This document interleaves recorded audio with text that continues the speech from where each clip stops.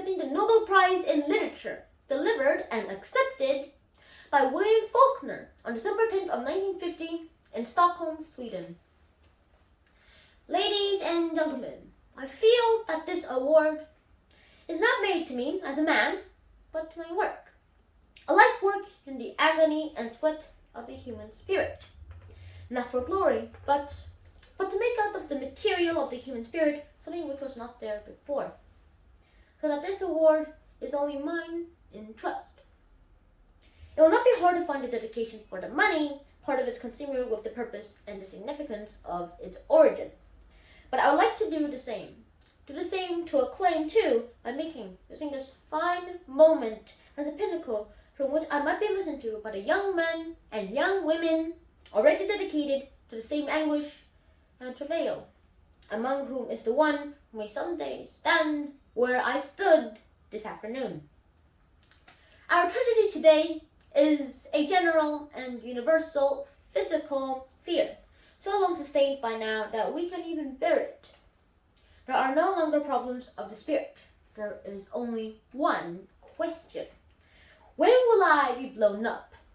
Because of this, the young men, young women writing today has forgotten the problems of the human heart in conflict with itself, which alone can make a good writing, because only that is worth writing about.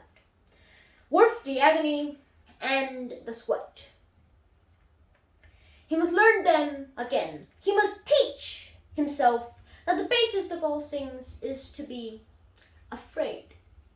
And teaching himself that forget is forever, leaving no room in this workshop for anything but the old versities and the truths of his heart. The old universal truth lacking with any story is ephemeral and doomed, loved and honor and pity and pride and compassion and sacrifice. Until he does so, he lives under a curse.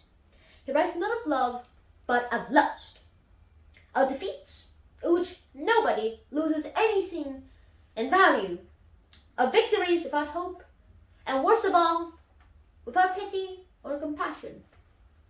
His griefs grieve on no universal bones, leaving no scars.